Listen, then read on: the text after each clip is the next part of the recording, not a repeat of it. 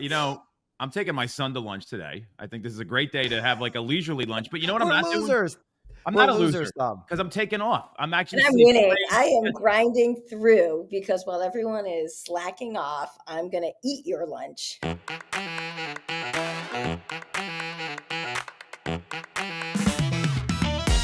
If you're not getting educated about local and national real estate market conditions, news, developments with the federal government that might affect housing, you're doing yourself and your client base a disservice. This is the Knowledge Brokers Podcast. I'm Tom Toole. She's Lisa Chinatti. He's Byron Lazine. And we've got a whole roster of things to talk about today, right before the holiday weekend. We're going to lead off with 30% of home shoppers feeling like a recession would make them more likely to buy, combined with this new bill coming out from Washington. And Ray Dalio weighed in. We've got Zillow adjusting their coming soon listings ban, and we're going to talk about who's said something about that and maybe who hasn't, which is a little conspicuous. And Lisa's got some great stuff about what happens to folks when they move brokerages, because there were thousands of agents that switched in Q1, and I think it could be a cautionary tale for some folks. So leading off, we had that workshop last week, guys. I still can't stop thinking about how lunch is for losers, Byron. This has been something we've been talking about at our company. I mean, reflect on that a little bit. I think that got a reaction. You know what's hilarious? I haven't done lunch all year. So I was like, when you made that quote, I'm like, dude, lunch is for losers. I love this because, like, my lunch takes me about 5 minutes. It's the same thing. If I'm at the home office, it is, a hamburger patty and, a little bit of fruit and cheese, and I'm on a call. And when we're talking about lunches for losers, like planning lunch all morning, going to lunch, that whole thing, right? I'm going to lunch this afternoon. Well, it's a holiday weekend. This is when you should go to lunch. I actually agree with this. So Jill, our creative director at BAM, I have a computer that I had to bring down from when I was in Boston. I grabbed it from Bobby. It was in the Connecticut office that I have to hand off to her. She has a box of cigars for me that she could only get. She lives north of me here in Florida, and she could only get at this specific location. And so we're meeting in the middle at a sushi place. We're going to take a Zoom meeting while we're at lunch, and we're going to do the handoff. So I'm like, I got to tell Tom I'm going to lunch today. He's going to tear me alive. Now, I'm taking my son to lunch today. I think this is a great day to have like a leisurely lunch. But you know what? We're I'm not losers. doing? I'm not a loser Tom, because I'm taking off. I'm actually And I'm sleeping winning. late. I am grinding through because while everyone is slacking off, I'm going to eat your lunch. Yeah. And it sounds like you're going to lunch then, Lisa, is what I'm hearing. I'm going to be making my calls. I'm digging in. I've made it's 700 the weakest calls, move. so. It's the weakest move going to lunch, but Too I'm funny. doing it today. And this sushi place is phenomenal, by the way. Sushi's my kind of lunch because you don't get gut at the end and you're all bloated and like zapped. So I think that's really important. Let's get to the pod here. So we're already on holiday vibes here. That's, sometimes you got to lean into what's actually going on in the world, my friend. So 30% of home shoppers came out and they said a recession would make them more likely to buy from a survey that was done. And recession concerns are high. It was 63.4% of home shoppers expect the U.S. to hit a recession within the next 12 months. And it's the third highest level of concern since 2019, following the peak in Q2 of 2020 at 78%. We all know why that happened. What's your take on this? Because there was that Barbara Corcoran article that came out. I know you guys did a lot of that stuff with BAM, Byron. I think it is smart to look at opportunities to buy, but I don't know that a recession should be the reason you transact either. I don't think that the recession is necessarily the reason to transact. And I think when you dig into the data that was put out and just kind of understand the stuff that shakes out with a recession, right? What do we typically see with a recession? Well, some demand pulls back, right? Mm-hmm. I think there is a ton of pent up demand that just hasn't been able to transact. Yeah. There are people that are going to feel super secure about their jobs, no matter what shakes out with a recession or what have you.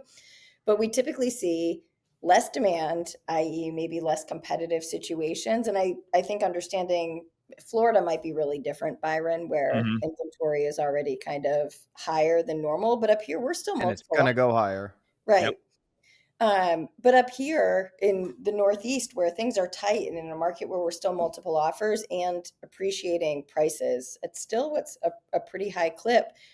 Seeing a recession could mean lower interest rates, less demand, i.e. a less competitive market, and give back buyers some power. And I mean, let's be real, there is a big pocket of buyers that have been sitting on the fence for so long that at a certain point that demand just has to kind of pop. The need is going to outweigh the pain. So I think that that's a big part of it. It's interesting because it's the recession coming off of what we're coming off of, I think creates a little bit of a different dynamic than a traditional recession. Consumers are misinformed. I appreciate the realtor.com survey because I want to know how they're thinking. I want to know the sentiment out there. And this is the highest level of risk that we've seen since 22 in consumers' minds, but they're completely misinformed and their feelings don't align with the data. Over the last 6 recessions, only one time was mortgage crisis did home prices go down. 4 out of the 6 they went up, 1 out of 6 they went sideways. So 5 out of 6 they went up or sideways. And so 30% saying, oh, I'd be more likely to buy. Well, home prices are going to go up. There's a couple reasons for that. One of the reasons is rates are probably going to come down, make it more attractive to more buyers who've been sitting on the sidelines. Some of these move up or move down buyers who have something to sell, they're going to enter the market. Now, why do people survey this way? Why are 30% people saying they're more likely to buy in the recession? They believe that home prices are going to go down. That's their belief. And it likely will not happen if we enter a recession. Now, home prices are already coming down in the high inventory markets like Gulf Coast of Florida.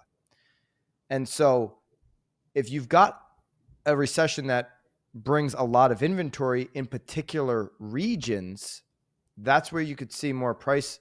But if 30% of people are thinking the same way, I'm going to enter the market, or vice versa. If more people are waiting for more certainty in the market, it creates more competition in both of those environments. The recession is kind of a generic word. How deep's the recession? How big is the job loss? Those are all factors that obviously will impact everything I just said. Yeah, that's a really good point, Byron, that consumers generally are misinformed. I mean, you think about when people transact, it's like once a decade on the low end. The average time of ownership is over 11 years. And you know, I'm clear. We did this on the BAM role play a couple weeks ago, where we talked about like, hey, I'm nervous about the economy. Well, tell me what actually is making you nervous, because headlines and news, I mean, they don't really paint the right picture, and you can use that as a conversation starter, as an opportunity when that comes up, and lean into the fear and then give clear data and clear options. Logan Mohtashami talked about communicating to your clients with data. Massachusetts and Philadelphia are very different than Florida right now, and that's the reality. So you could also position that as a buyer advantage for all the people sitting on the sidelines, right? Like, hey, a lot of people are nervous right now. Maybe there's going to be a little less competition, and based on the data I'm seeing with your local MLS, and you should be able to pull this, showings in our market are down over 7% year over year. So that's 7% less buyers. So that would get people excited. You can get ahead of financing hurdles by talking them through the financing process. That's, if everyone wants to set up a buyer consultation or a meeting, they don't really tell them what the meeting's going to be about. And there's 4 key components. It's the consumer's goals first and foremost, the financing process, the purchase process, and what's going on in the market. And when you position it that way, again, you're going to be able to start a lot more, conversations. And I think the last one, and we've talked about this at length, what's going on in their lives. That's number one. If they're not motivated, they're not going to transact anyway. It's going to be really interesting this summer because all 3 of us are primary, Connecticut, Mass, Pennsylvania, lower inventory in respect to Sunbelt states and some of these other regions. It's going to be very interesting what happens over this summer. Existing home sale numbers from NAR just came out yesterday. We're at a seasonally adjusted annual rate of 4 million. I'm going to miss my realtor.com over under from Thrive last year. I was over, I think, the 4.2 or 4.25. It's not going to get there. You had sales go down, total sales closings go down 2% from a year ago, and they slid 0.5% in April from month over month. It's going to be super interesting in these low inventory markets, what happens over the summer, because we're up over 7% on the 30-year fix. This is because of the big, beautiful bill. The governor of Connecticut calls it the big, terrible bill. It's going to be real interesting how much inventory and how fast it starts to accumulate over the summer. The high inventory markets, it's going to continue to pile up, but these low inventory markets, I think, are going to see more inventory than expected right now, because you're just conditioned throughout winter, spring to be like, no inventory, no inventory. And we're going to realize how bare the cupboards are on the buy side for this summer. Mortgage applications are up year over year, but we're talking about still 95 levels of mortgage application data, really low. It'll be interesting to see how the summer plays out. You can start to see it. We've been tracking in our MLS, more so the Massachusetts MLS versus the New Hampshire MLS.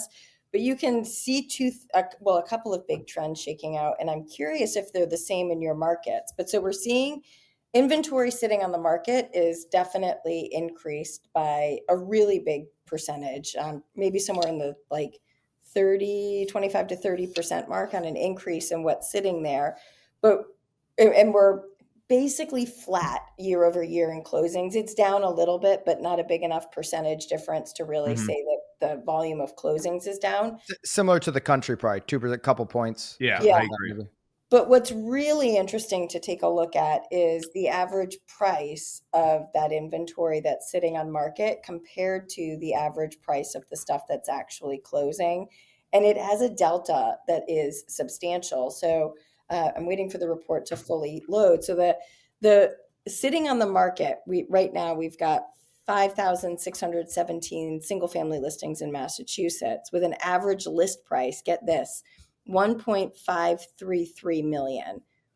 That's a big number, right? But when we go down and look at the closings, last year we closed 11,000, year to date 11,402. This year to date 11,245. It's in the noise. It's basically flat, right? But so when we talk about a list price sitting on the market of 1.5 million, the average sale price is sitting at 828,000. So it's almost half of what's sitting on the market, which you can kind of start to interpret in a whole bunch of different ways about what's shaking out. And, I think there's the opportunity to get even a little bit more granular and say, yeah, inventory's up, but are we still really short in the inventory that's needed? And I think that that's a story that plays out and needs to be kind of talked about at a different level. Well, we're not meeting anywhere close to inventory demands. I agree with what Ivy Zellman has said recently. Yep. Mm-hmm. We don't need 3 to 5 to 7 million homes to meet buyer demand. We need only homes in a particular price point. Yep. And that's it. You just slap what builders can build right now, 5 million homes onto this market. You're going to drown out those price points. It's going to be bad for homeowners in those, 600,000 and up price points, which is where, builders primarily have to build. So let's go to this kind of where a lot of the uncertainty is stemming from, the greater global, national economy. You got the big bill, which passed the House, would need to pass the Senate. You've got the tariff uncertainty, on top of all the other uncertainty. But this big bill that's coming out this week, along with Moody's downgrading the rating for America. By the way, those ratings don't mean anything. Just go watch The Big Short. It's a joke. You could have a AAA rating and it could go to crap tomorrow. And these rating companies are susceptible to bribery and all these types of, they're a joke. So you know what the rating system is? It's the 10-year treasury. It's the 30-year treasury. That's the ratings. And guess what? This bill that just passed the House, the markets don't like it, which means I don't like it. Okay, it's going to drive the deficit. What the heck is going on here? I thought that it was all about doging, getting rid of expenses. And they haven't gotten rid of enough expenses. And you've got a bill that's going to increase the deficit. The market hates it. If I'm going to lend you money, America, this is a simple way to understand this. If I'm going to lend you America, you're a bigger risk than you have been previously. I want a higher rate of return. And that's why the 10 years up and the 30-year back up over 7%. Selfishly, I want a plan that reduces, I mean, not even selfishly, like reducing government spending is a good idea. Yeah. And this bill doesn't do it. Well, I mean, look, Ray Dalio came out and said the same thing. I mean, he's someone I trust and follow. He, if you don't know who Ray Dalio is, you can Google him. But he also, I wouldn't trust him too much. But remember when Greg Schwartz took his Jesus office Christ, over in Patrick. Connecticut? I don't know. I don't remember this at all. I have no idea. A quick story. Greg Schwartz, who we had on the pod recently, took his office over in Connecticut, one of the Ray Dalio, what is that, Bridgewater, one of his old offices. And the spyware that was in that office in the back room, spying on all of his employees, was intense. I wouldn't trust him, but that's not what I trust his opinion about this. I don't necessarily. I'm not working with Ray Dalio here. I mean, that's not what we're talking about, Byron. But he came out and said, I think we should be afraid of the bond market. He said the same thing you're saying right now. So I guess we shouldn't trust Byron either, Lisa. Is that what I'm being told? I'm not really sure. All kidding aside, and he said that we got a deficit that's roughly 6.5% of GDP, and that's a little more than he feels the market can bear. And the challenge is that we've got such anything related to bipartisanship and getting over political hurdles means give more, which leads to these deficits. That's all they want. And so, I was under the impression you were, Byron. I thought we were cutting down on government spending. I thought we were going to be reducing the deficit. That's what I'm looking for. And he's talking about fearing the bond market. I mean, the yield on the 30-year was traded at levels not seen since 2023, around 5.14% yesterday. So that's something we got to pay attention to. This is insane. Yeah. No, this is insane. Listen, everybody who, in 24 last year was like, oh, the economy's strong. The hard data is strong. I was calling it out all year. This is dumb. The government stimulus going into government hiring in 2023, 2024 was stupid. Not only is Congress addicted to the stimulus and government spending and increasing the deficit, we've got people, in our communities that are addicted to it. They don't realize how bad this is. And so finally it's like, hey, we're going to reduce the deficit. And then the bill gets proposed and we're not going to reduce the deficit. It just doesn't matter what side of the aisle it is. These people go in and they want to spend money on dumb stuff. And it looks like, I don't think it's just the government. No, it's just people in general. We've heard that in coaching, right? Stop spending money on dumb shit. Like that was some like coaching that people buy the dumbest things I've ever seen in my life. Yeah. So I'm really displeased. That being said, when I haven't, by the way, most of the people voting on this bill haven't read the 1,000 pages. I certainly haven't. There are some key takeaways, like NAR actually put a little piece out. There's some like wins for real estate in there. So like, yeah, but there's not wins for the real estate market. It doesn't get the market moving if the 10-year is going to continue to move up and we're going to have rates higher for longer. So all these tax advantages. Yeah, I like tax advantages. But to me, I want the market to keep going. And this certainly does not look like it's going to do that.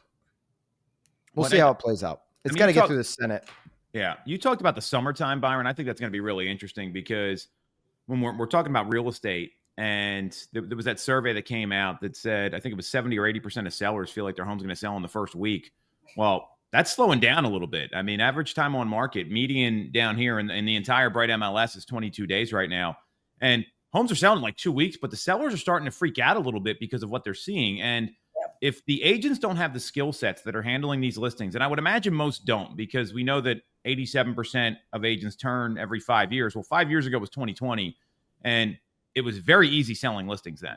You got the listing, it was on the market. There was a lot of demand sold the listings, not the agents. I think it's a fair point to say.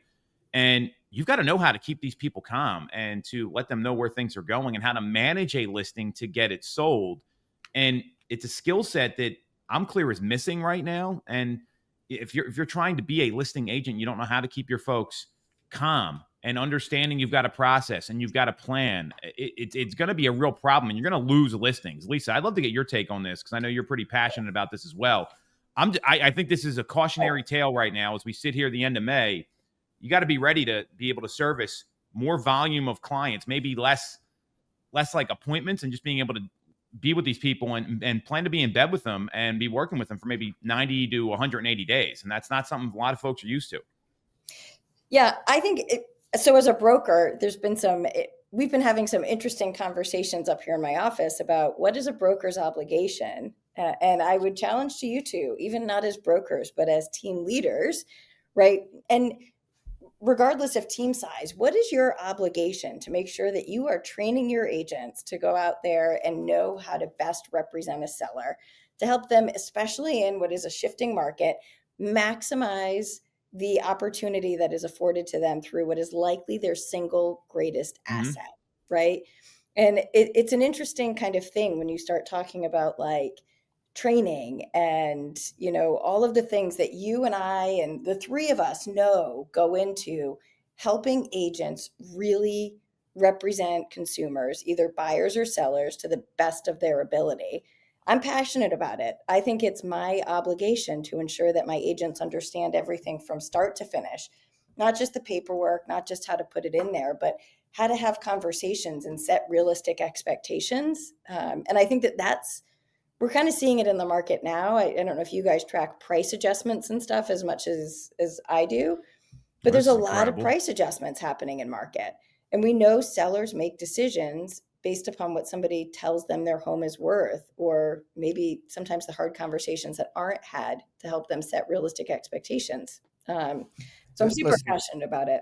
Agents, past clients don't exist. Unless, of course, you're retiring in 2025, then consider your clients in the past. But if you're building a business for the future, your clients are your clients. This is where Mosaic comes in, the client experience operating platform for you to manage the client experience. See, cupcakes are cute, it's a nice thing to do, but it won't keep a client tied to you for life. It's not gonna bring the value to their home living, home ownership experience for years to come. CRMs work for lead generation, lead capture, and lead communication, while Mosaic helps you transform how you manage those relationships moving forward with the value that they actually need in their home ownership lifespan.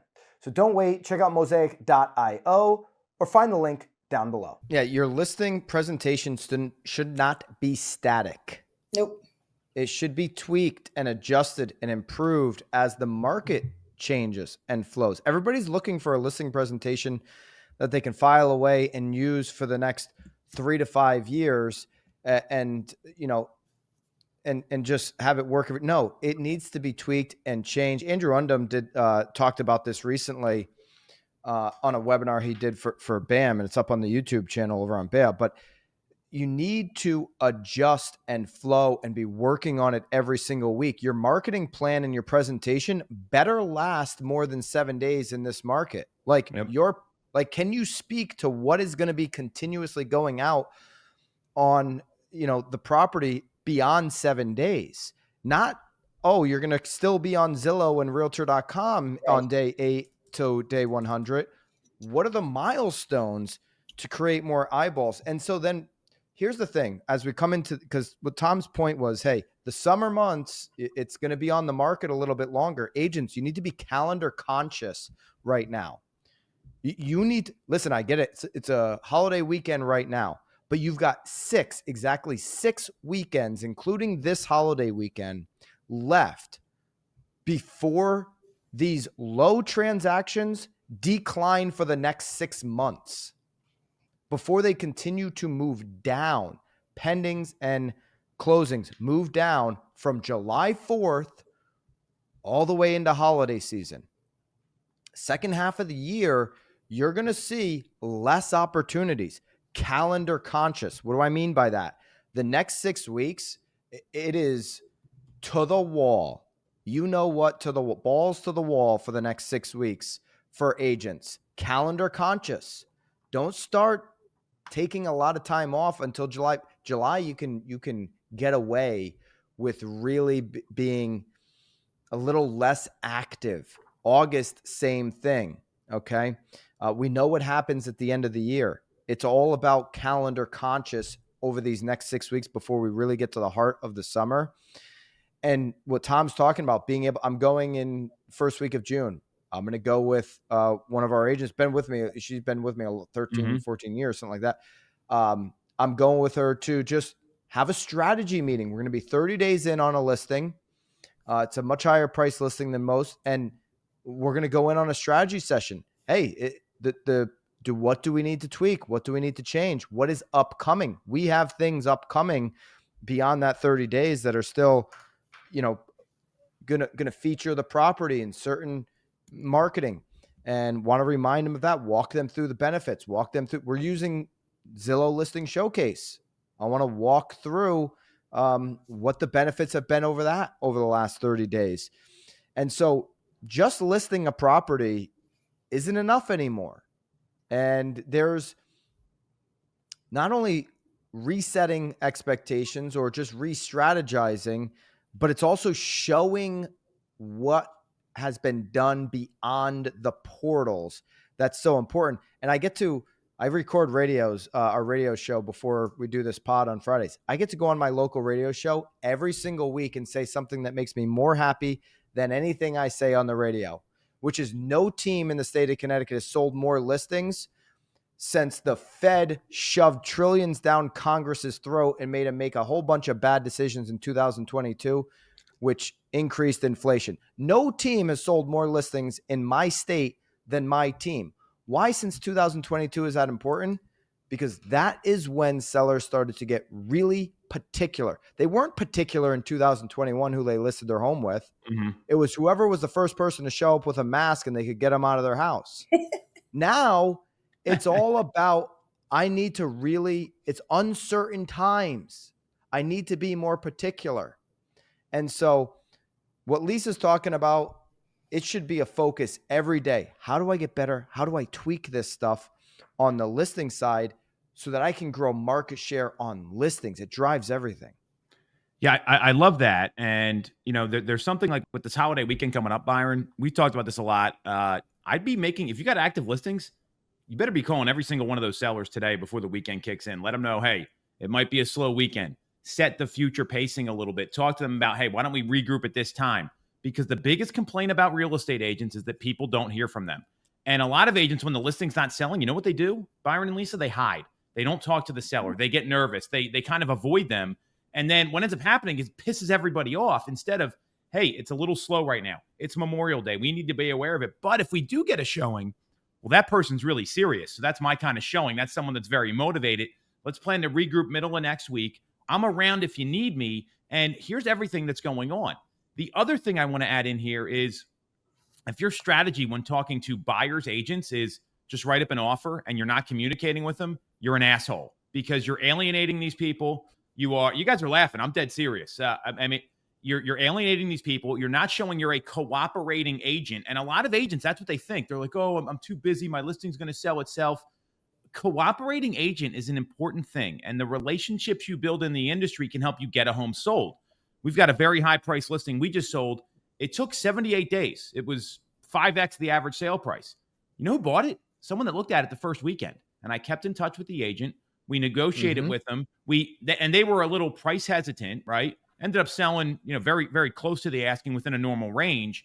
And if I didn't have that relationship, and by the way, we've done transactions together like this before. So this is a proven commodity. Well, I don't think it would have gotten to the table and gotten the number that we wanted. And the seller was very price adjustment averse, which is fine. And we were able to get them a really good price for the home where the feedback coming in was, we're talking about hundreds of thousands of dollars higher.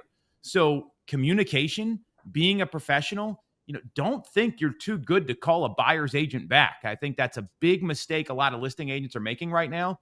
And two-way communication is going to go a long way. And it doesn't mean you need to return these calls immediately. I don't think that's a good strategy either. You're not a secretary or an administrative assistant, but professional communication, just like you would talk to a client. Like it's so important right now. What would it take, framing? Yeah. Hey, what would it take to get your buyer back for a second tour? What would it take? Do I got to buy them a bottle of Vouv and have a can of caviar because if it's $3 million listing, I might do it to get them back for a second tour. What would it take? That's a funny example, but what would it take for a second tour? What would it take to consider an offer? I want an offer. Go ahead and lowball me. What would it take for them to put pen to paper?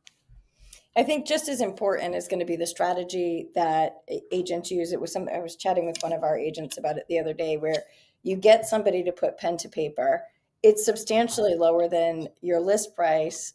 A little bit, the seller would take it, but you know that there's some strategies where you could leverage it. So our example, seller was on the market for, $1.5 million, $1.6 million, and the offer came in, and seller said, "I'll take 1.4, but I don't want to lower the price." And I'm like, Mm-hmm. yeah, I think if we know that they're going to take 1.4, we lower to 1.4, we might get them to 1.425, 1.45, Mm-hmm.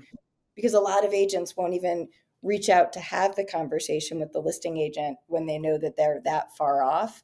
And this is where I just come to that again, the training for listing agents and being able to practice the skill and know that there's strategies that can be employed to really help your seller get the best possible outcome. That's what I'm just super passionate about right now. Yeah, and, Yeah, and you these got to agents work on that listing every day. and these agents that avoid role play, like I mean, this drives me insane. Like people want to go on listing appointments, Byron. They want to take more listings, Lisa, but they don't want to practice, right? Well, this isn't Allen Iverson here, and we're talking about practice, right? I mean, this is the biggest mistake people are making, because one stub toe, one wrong thing when you're talking to a $1.4 million seller, a $2 million seller, or even a $300,000 seller, it's going to kill the deal for you. You'd be surprised the reason you don't get hired. You'd be surprised the reason that people move on to another agent. And if you're not practicing, it's the most avoided skill. And then everyone says, "I don't know what to say to them." It's like, yeah, no shit, because you're not practicing. You don't spend any time working on this stuff. If you don't talk about price correctly, you could be 2 or 3% off and they'll shut down and not hear anything else you said. Just talking about pricing strategy. Agent, I love going up against an agent who prints out a CMA and lets that do their pricing strategy conversation. I'm going to eat you alive. 15 years, I've never printed out a CMA. It's a complete waste of my time. Why would I do that when I have strategy to know how to navigate price and help the seller pick, help them build the strategy alongside of me, because I'm educating them on price. CMAs are for losers, okay? Just People like go to lunch and make CMAs. Well, so Byron, I want to give you an example of this, because I think there's a couple steps to that, right? The pre-qualification call is so important when you're talking to a seller. And the question you got to ask is, hey, just out of curiosity, what do you think your home's worth right now? I want to get the best price. Where are you at? So many agents avoid this question. We have a person that was no longer with our team for a lot of reasons that refused to do this. Brand new agent. What do I know? I only been doing this 25 years. So this knucklehead walks in with pre-printed net sheets because he was afraid to do math at the appointment. He was $150,000 off on the price. The seller threw him out of the door. Like this is the mistake that happens. RPR reports, all this bullshit, the MLS CMA, you're absolutely right. It's a lazy way of pricing a home. You've got to have strategy. There's an art to this, and you got to practice.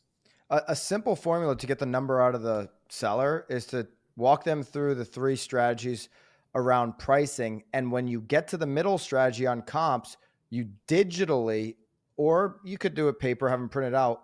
You just pull up the comp. You talk about aspirational, you pull up the comps, and then you talk to them about event-like pricing. When they're going through the comps, one of the 2 sellers is going to say, "That's the house that we've been talking about." Now you're going to know exactly the number without them even saying it. It's simple. All right. Lisa's got a hard stop. I want to talk about this Ben Hess email you forwarded us. I thought this was we got to get this. We got to touch on Zillow real quick. Oh yeah, because that's happening soon, and then we'll do the Ben Hess email. So we got 2 things we got to hit on before we jump. Yeah, well, so it was interesting. I had some folks from Realtor.com were in my office yesterday, and I love. Yep, exactly. It just has guest after guest at our office. It's a bit, a lot of fun there. It's fancy coffee, all sorts of stuff. And the new Bevy water dispenser with flavors and bubbles. But I got invited to a dinner that Lisa didn't get invited to. I know. I'm going to work on this anyway.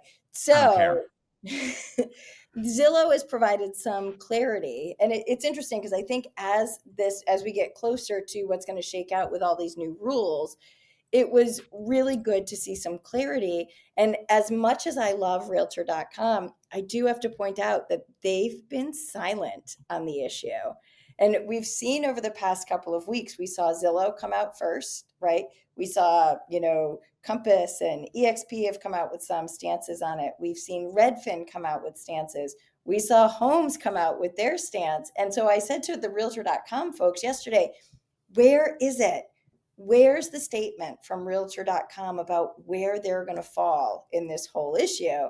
I'm told it's coming, but I'm eager to see it. I think it'll make a pretty loud statement, because when we talk about the four biggest websites that are out there for real estate, you've got Zillow, realtor.com, Redfin, and Homes. And I'd probably rank them in that order, right? That's probably the order where I'd rank them for where consumers fall.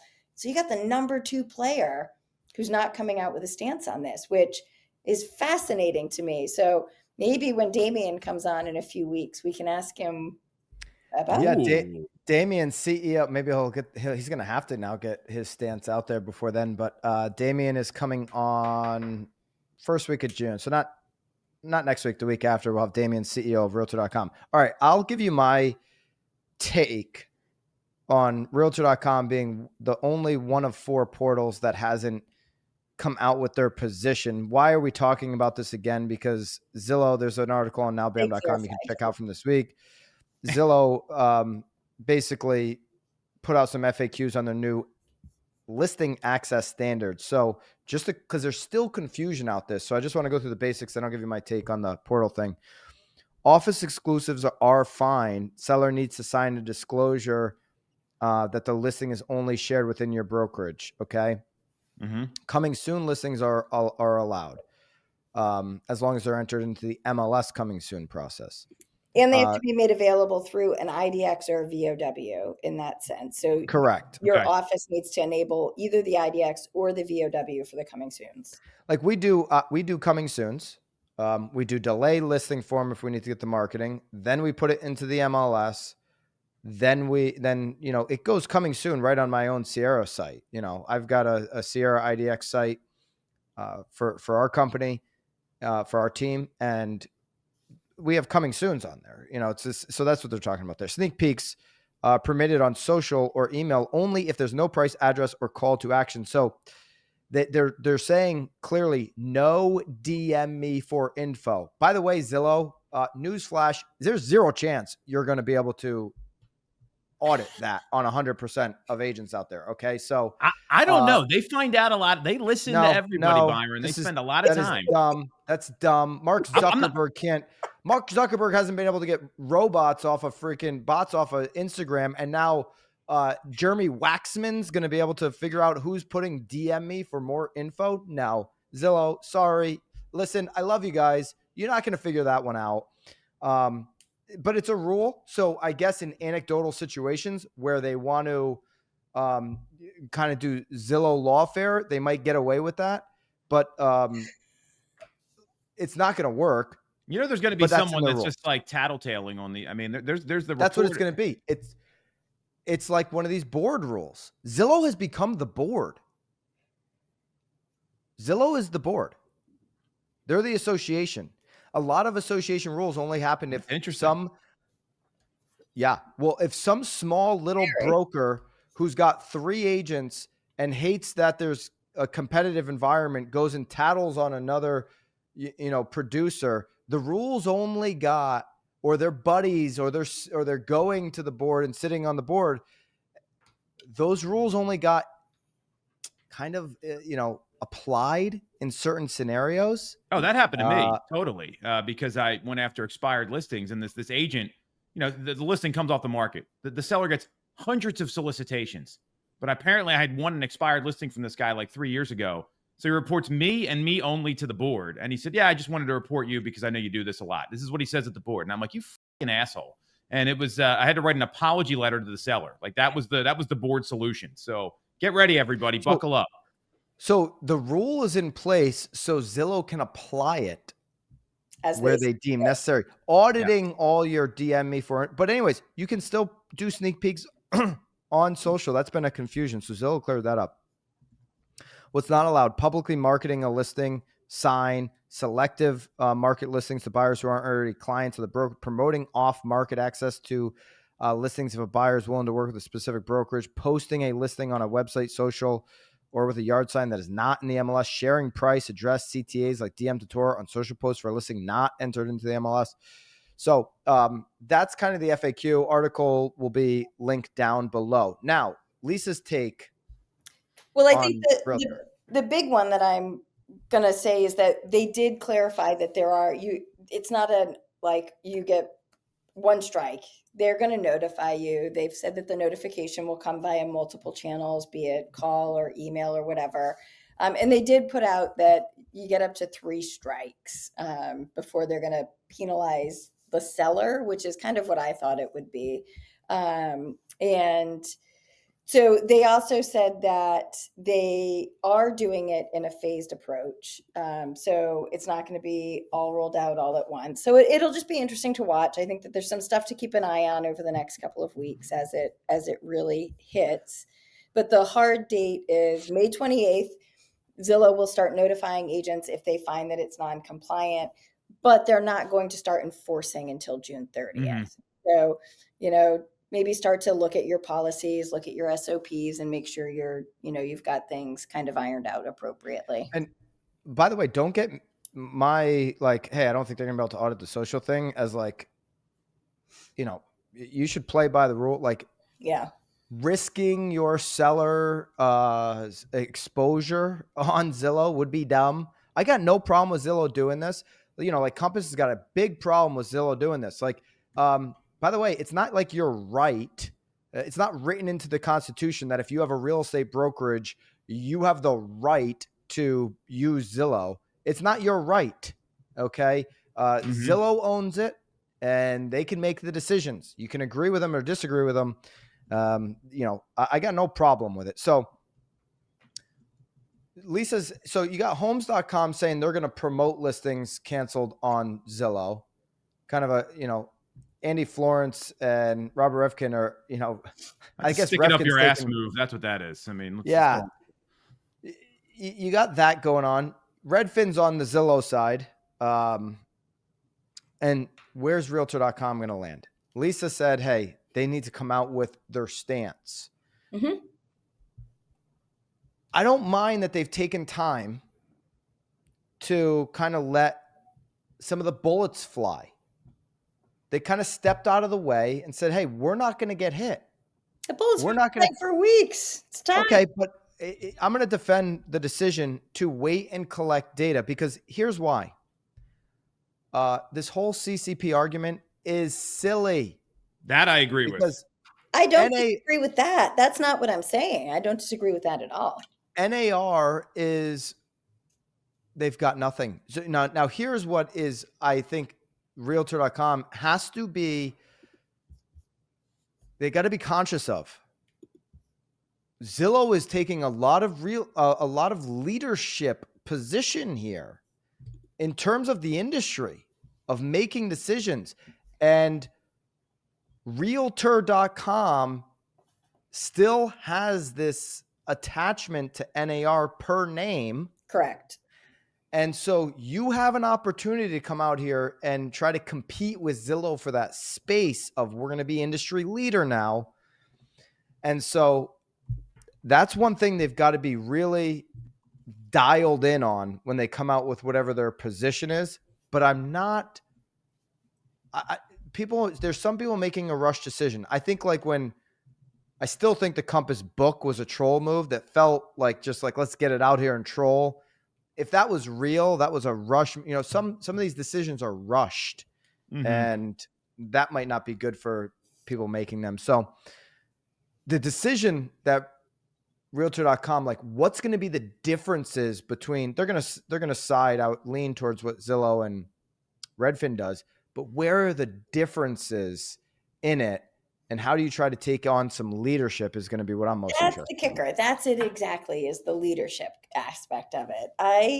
I see them as a leader in the industry, and I'd love to see them really own their voice and take the stance. And, as much as you say, avoid the bullets, I think that, to really truly be a leader, they've got to be prepared to accept some of the bullets. So no question. You can't wait forever, but I don't mind them waiting a little bit. It's been weeks. It's not a little bit. It's been weeks. But this isn't, to Byron's point, there are many more important things to be focusing on than your stance on CCP right now. Sharon talked about this. A lot of people did. Yeah, I'm clear that, taking your time to make a well-informed decision is a good business move. Like none of us, I tell people this all the time. There's no emergencies in real estate unless the house is on fire. And last time I checked, I'm not a firefighter. So you can take your time to do that. I think that's a smart business move because they probably got other things. Like they got to be looking at their P&L and like what revenue's coming in and what KPIs we got to hit this month instead of making some statement and trolling the industry like Robert Refkin is. So I do like that. And I'm not surprised having gotten to know Damien a little bit. I think that's a smart move on his part, especially after they're coming out of that like lawsuit with Holmes. Like sometimes it's better to just kind of go execute your business plan. If they put out something that feels half baked, I'll be the first one to hold them accountable on that. Oh, but all right, I got to bail. All right, Lisa can bail. Tom, do you want to get that last topic, or what do you want to do there? Let's talk about it next week. I don't think it's super urgent, right? Yeah. I want to get Lisa's take on it here. I think it would be good. All right. But it's so a preview for next week. A lot of agents moved in Q1, but what happens when those agents move? Tune in next week. Happy Memorial Day, everybody. Tom, go drink some noons at the Shore House. It's Happy Dads down here. They got electrolytes, but I will be sending you pictures of Big Papas. Don't worry. All right, get out of Diddy's basement for us. And this is not Diddy's basement. This is a productive office space. It's probably more productive than 95% of agents' offices. And with that, have a good weekend. Thank you so much for checking out this week's Knowledge Brokers podcast. If you want to take what we're doing here at BAM and use it in your own business, join us over at School. We just switched BAMX into the #1 education and community platform. Go to school.com/BAMX or hit the link in the description, school.com/BAMX. I'll see you in the community.